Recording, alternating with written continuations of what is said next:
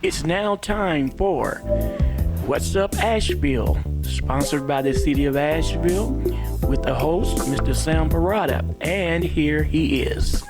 What's up, Asheville? Welcome to What's Up Asheville here on WRES 100.7 FM. I'm your host, Sam Parada, and today my co-host is Trey Irby.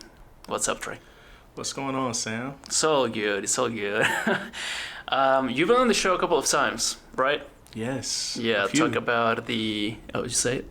Oh, yeah, I was saying a few. A few, yeah, because we talked about what do you do? We talked about the neighborhood matching grants. We can talk about all of that again today. I feel like we need a quick recap of what it is that you do, who are you, and what it is that your division does for the city. So, yeah, you want to tell us more about you? What is it that you do, Trey? Yeah, so I am the Neighborhood Services Specialist. That is a position that is in the Community Engagement Division of the Communication and Public Engagement Department. And one of the main things I do is I run around the city. You run around, yeah. Yeah, I run around the city going to neighborhood meetings. And I honestly, I really love it, being able to be out with the community and develop those relationships and build upon existing relationships and get folks connected with the services that we offer at the city and answer questions for them, improving that quality of life. It's a pleasure to do. Yeah, and I feel like you know everyone. Or sometimes it feels like that. I remember when you came in, one of the first things you said in our big department meeting was, yeah, I know so-and-so, I know these people, my cousins, whatever, like everyone. So I'm like, okay, yeah, like we picked the right person for this job. Yeah, it really did feel like a really big advantage when I first started, because I was just kind of reconnecting to a lot of old pre-existing roots that I had here, and being able to tap into those networks. It was awesome. Was that you moving back to Asheville, was it? Correct. Yeah. I remember that. It's a little foggy, but no, you're spot on. Yeah. And now everyone really knows you. Yes, and I like to think that I know them too. And I try to continue to. It is hard, actually connecting with so many people and trying to support so many people in different ways. Right. I try to make sure that I'm still living up to that same quality of service with the work, but it can get difficult. Yeah, I mean, everyone has problems, and you know them and you know their problems, and you do your best to, help them out the best you can, answer all the questions. I've seen you in action before, and like the professionalism when you talk to people, I'm like, man, it couldn't be me out here. It can be challenging, but yeah, you do it well. So when it comes to neighborhood services, you talk that you're out, in neighborhoods, and your responsibilities are to go to meetings, talk to people, take notes, bring it back to the city so we can see what we can do better. What else do you do in terms of your responsibilities? Yeah, so going to those neighborhood meetings, when I do go to them, I am typically bringing information and hoping to take something back. Oftentimes when we have any kind of infrastructure project that really gets neighborhoods activated, if there's something happening in their area, maybe because it's at the early stages and they want to get input on it or give input on it, or or it's at later stages and they just want to be kept up to date with what's happening.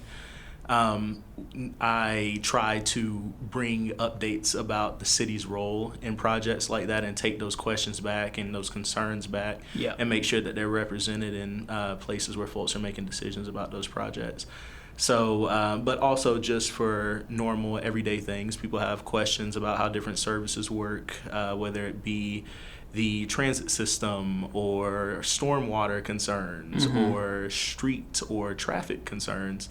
It can be intimidating trying to figure out in this organization where you should go to, who you should speak to, and I try to help people navigate that as well. Yeah, I mean, because I've said this a bunch before, but like the city's made of many departments, So it's like a bunch of different puzzle pieces to create the big puzzle. Some pieces are bigger than the other, and it's easier to find information about them. Some are tiny, and that's where you come in, or most people in the city come in. But yeah, I feel like a lot of people think the city is just a city. You talk to someone and you have all the answers, and I mean, I don't think that's true. It can be hard, because even for me, I don't know what's going on with a lot of the big departments, because I have my own departments I have to take care of. But yeah, that's what you do, Trey. Yeah. I mean, it's an advantage us being able to have the staffing that we need to.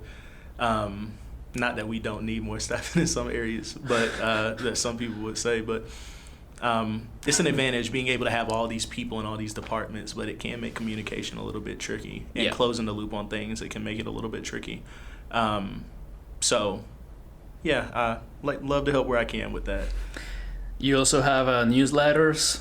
Yes, the neighborhood news. That is actually something that I've been doing since I started, but I also have some high hopes and a vision for it. Okay. Moving forward, currently we post a lot of updates about once again city infrastructure projects, maybe different programs that are going on, news that happened, things that happen at council, things that you might see out in the community.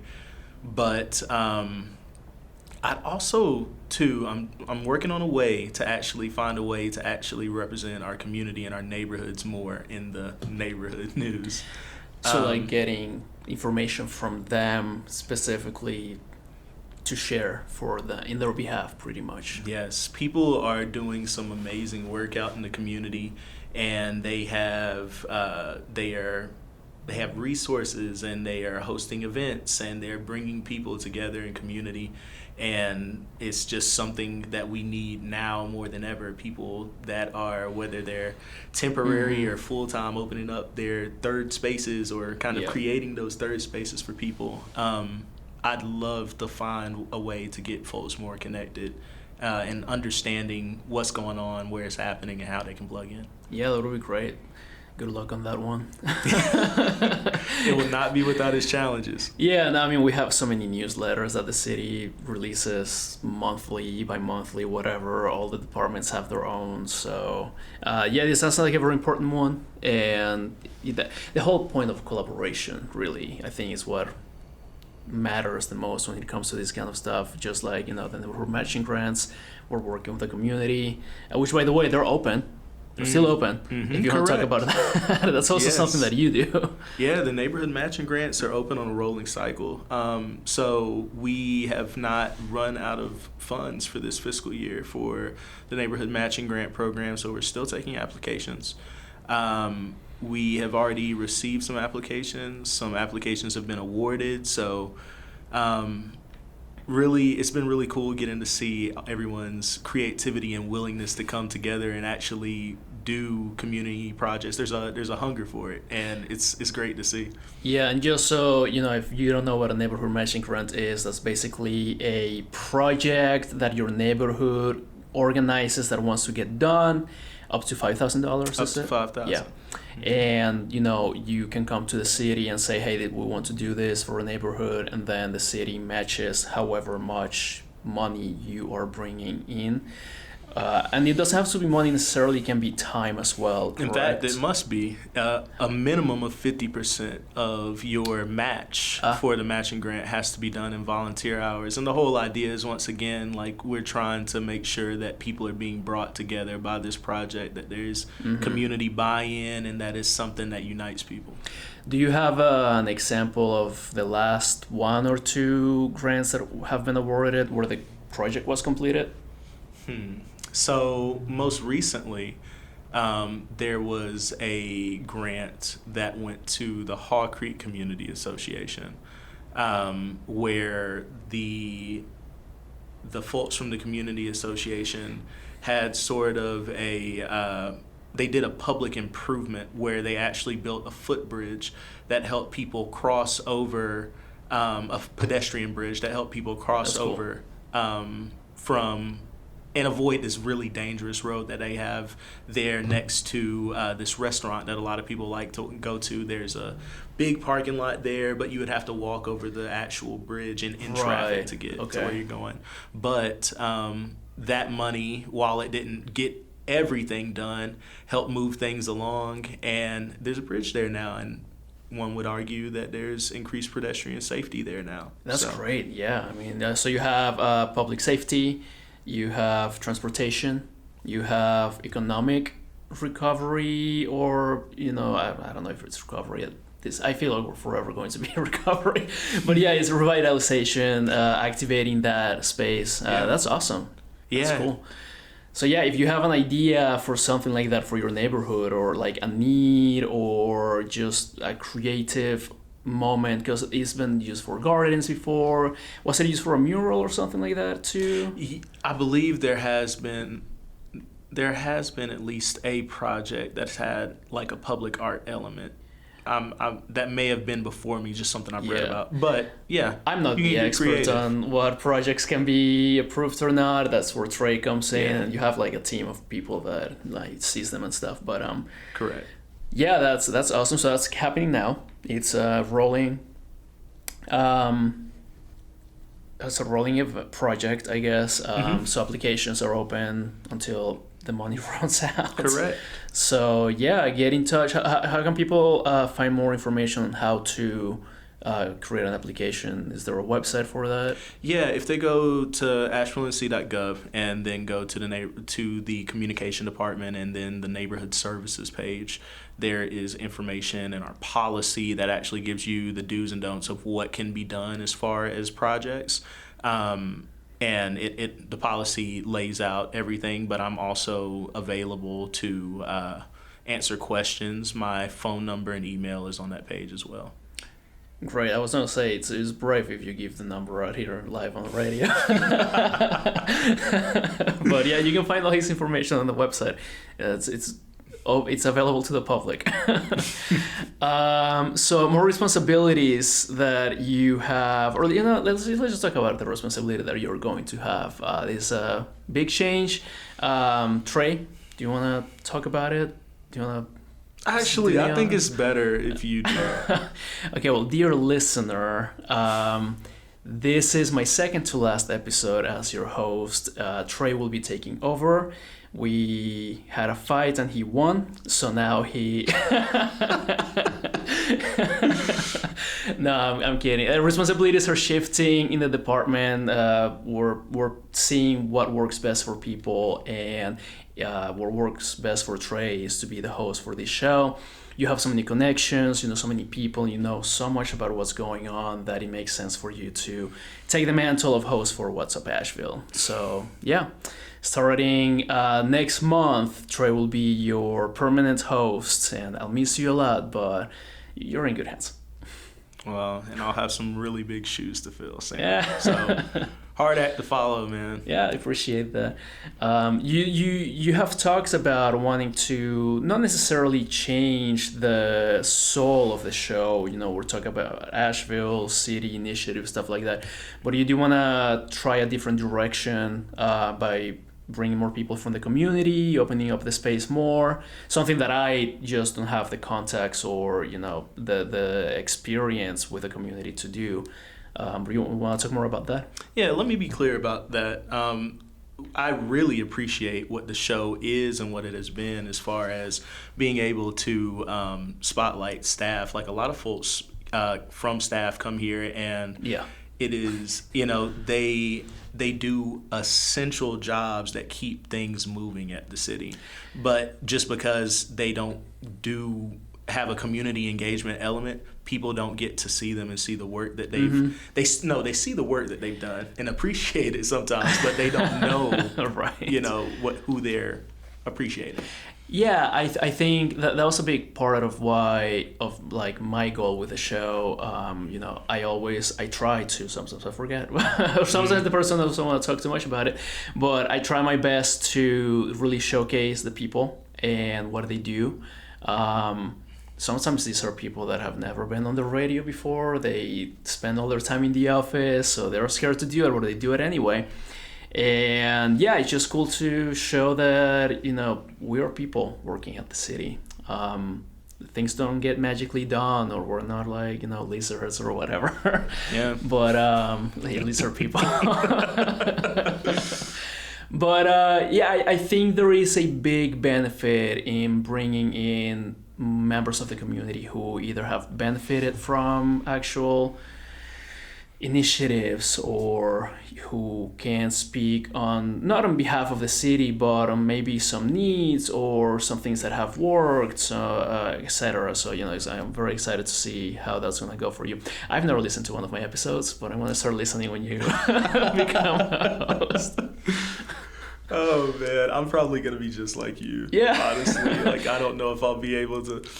But seriously though, I want to make sure that's preserved. I want to still see that element happen where folks are able to come and learn about staff and government in the way that all of this works, so we can continue to be transparent and, you know, give people access to as much information on that front as they would like to have.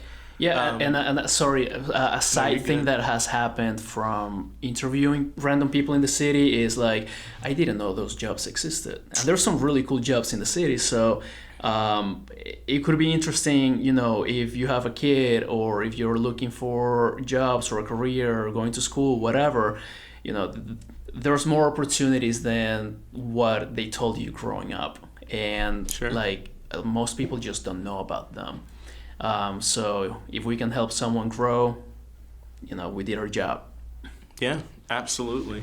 And so, and also too, the other thing I'd like to see, that kind of bridges that gap, because the community, I'd love to see, once again, finding those spaces and outlets where we can have community members talk more about the work and the initiatives that they are doing, because the city's not the only one in this community providing services. That is true. And there are a lot of people that are doing really good work, and not all of it's about work too, right? Sometimes it's just about community and being, like cookouts, flea markets, yard sales. People are doing a lot of awesome stuff. Yeah, I mean, all the events that are happening at Pack Square daily, or not daily, but feels like it. And then, you know, there are so many partners the city has. Montgomery County is one of them. There's like all the neighborhood associations, like basically partners with the city. Who knows who else, but it's not just, it's such a group effort, and knowing who these people are, what they do, or to find more resources than just the city, good to know. So yeah, again, Trey is gonna be a great host. You're going to laugh with him, maybe cry, who knows. But it'll be a good time, and he knows enough people to make it work. So very excited for you. Thanks, man. I'm excited too. Yeah, man. It's gonna be a little scary at first, but you'll get used to it. I believe you.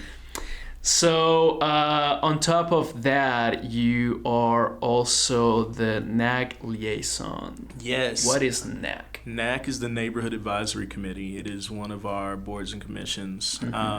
And they advise council on issues related to really how anything impacts Asheville's neighborhoods. So I work with that group, and we actually have a at-large vacancy there that needs to be filled. I guess I should probably try to sell y'all on that then. Yeah, do your best. This is your first gig as the, I guess, co-host. Sell it to them, Trey. Yeah, okay, so I don't know if this is a great way to start, but NAC used to host the Festival of Neighborhoods and plan the Festival of Neighborhoods. Oh boy! They put that effort together, so you may have known them from that, but also they're one of the boards and commissions that's meeting on an as-needed basis.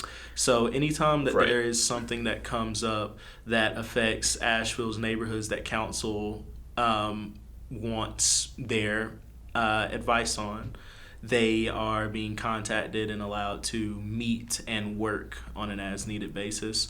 So if you're interested in being a part of a group like that fulfills that function, you can once again go to our ashevillec.gov and go over to our boards and commissions page, and the neighborhood advisory commission or committee will be there, will be listed there, and you can fill out an application for that. But there are tons of other boards too that are looking for members. There are 3 vacancies on planning and zoning and another 1 vacancy on the African American Heritage Commission. Yeah, and just to back up a little for what you're saying, basically these commission's goals are to meet again as needed. I feel like at some point it's going to go back to regular schedule. It's hard to tell right now. We're still like knee deep in recovery stuff, so we just don't have the capacity to be able to host all of these commission meetings. But basically what it looks like is, the commission meets, so the members meet, and then there are sometimes presentations from staff. Again, staff shows up to ask for recommendations for council. Do you have any other idea of what like a normal commission meeting looks like? I haven't been to many, and then once I go to, there's always a staff person that does a presentation, and then we talk. They talk. That is sometimes how it goes. They'll get debriefed on a particular issue, and there may be some discussion about that among the committee members, perhaps a divvying up of tasks to do whatever work it is that they've had assigned to them through the board or commission. But there are. They've also participated and been a part of our public engagement process for a couple of things before. With NAC members, actually, I've given them access to like all the neighborhood meetings that I go to before, so they have been known to get out in community. One of the last big times that happened was also at the Festival of Neighborhoods, when we were planning the last one right before Helene. Yeah. Or what would have been the last one right before Helene. We were. Or excuse me, I'm getting my years mixed up. No, it was. Was that? Yeah, I'm pretty sure it was 2024. It didn't get to happen. Right. So it's been now 2 years without a festival, 2024, 25. Yeah. So I mean, a little segue, but what's happening to the Festival of Neighborhoods? That was fun. Yeah, the Festival of Neighborhoods was fun. I think one of the reasons that the festival was as fun as it was because there was so much work that went into the actual planning effort. But the capacity that folks have had to plan, it is very labor intensive on folks, and that's staff as well as it's a collaboration. Members. Yeah. So it's been a challenge, and then of course the festival would need some funding. Yeah. And that has been a challenge as well. So I don't think it's that anyone doesn't want to do the festival anymore. Of course, yeah. But the logistics around making it happen have been challenging. Yeah. So, I mean, we don't know when, how, where it's going to happen again, but the goal is to have it happen again at some point. At some point, that'd be at some point. Lovely. Yeah. Good luck to you on that one. I know a lot of work goes into that. I know a lot of meetings go into that with non-city staff. So, again, the collaboration with NAC and members of the community. I remember around that time, Meredith Friedheim was very involved with that too. It was all we were talking about, like, we need to get this done, so hopefully soon, coming up. But yeah, if you are interested in becoming a member of NAC or any of the other boards and commissions vacancies, I'm pretty sure you can look up the other vacancies on our website. If you use the little search bar, you can search up boards and commissions or just the word vacancy and see what comes up. And you do need to live in city limits for some of them to become a member of some of them. Some of them you don't, from what I understand, but there are some requirements to them. There are requirements that are listed with each vacancy. If you go to the clerk's page, you can scroll down and see all the vacancies and see what the requirements are for each. Yeah, so again, if you're interested in being part of the voice that gives recommendations to council, this is how you do it. And the other thing that I have here on my notes is a question on how to become a registered neighborhood with the city. What does that mean, Trey? Yes. So a registered neighborhood with the city is basically our database of all of the different neighborhoods that we have, neighborhood organizations that are out or within the city limits. Obviously, we don't capture every single neighborhood that there is, and some of the neighborhoods that we do have documented are not as active as they used to be. People move away, people come and go, but still that database on our website, particularly our neighborhood services map, is still the best resource that we have available if you are looking to be found by people that have just moved to your area, or you're trying to connect with other neighborhoods. We keep contact information up there for the neighborhood association in order to help facilitate that connection between folks. And how do I register my neighborhood? Also, what counts as a neighborhood? Because that's a very either abstract or very objective thing. When I think of a neighborhood, I think, there's a sign on my street that says welcome to whatever, or the name of the neighborhood, and that's the neighborhood. But sometimes it can be just like a group of houses. Now, Sam, we do not have the time to answer that question. That is a loaded question, because we've pretty much allowed neighborhoods to self-identify. And to answer your first question, you have 3 minutes, by the way. Right, like to answer your first question about how to register, right? Yeah. Basically, registration is a process of just filling out our form online, giving us your boundaries, like what the geographic area of the neighborhood is. We also would ask you in that process, does that conflict with anything that's already existing? And we don't really, while we don't put anything necessarily on our map or on our page that would create some kind of conflict or confusion. Yeah.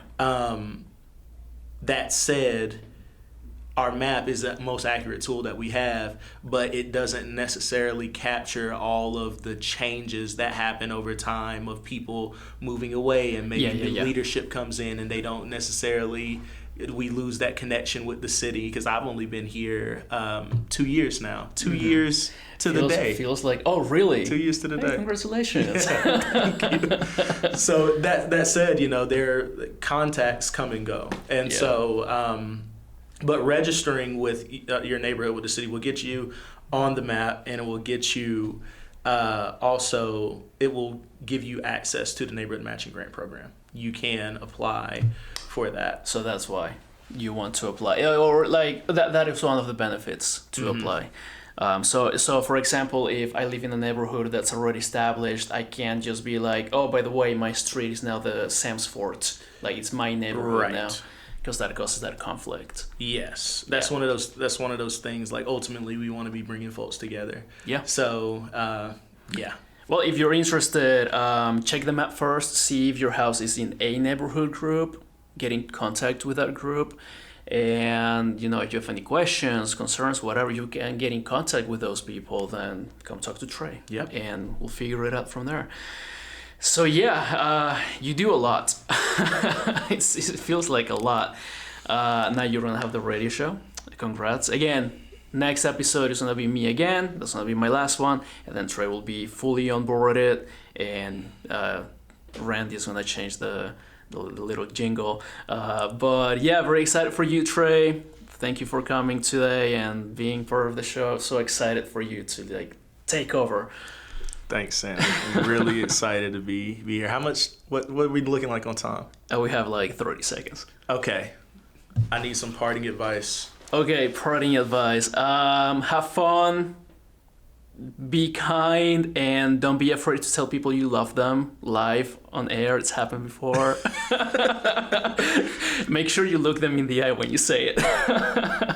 Yeah, you're gonna do great. Yeah, it's a fun one. It's very exciting, and just it's very sad that I'm leaving, but you're in good hands. But thank you for that. And yeah, we'll see you next time on WRES. What's Up Asheville? Be good to each other. You've been listening to What's Up Asheville, sponsored by the City of Asheville in collaboration with WRES 100.7 FM. This program will re-air every Monday, Wednesday, and Friday at 12:30. Thank you for listening.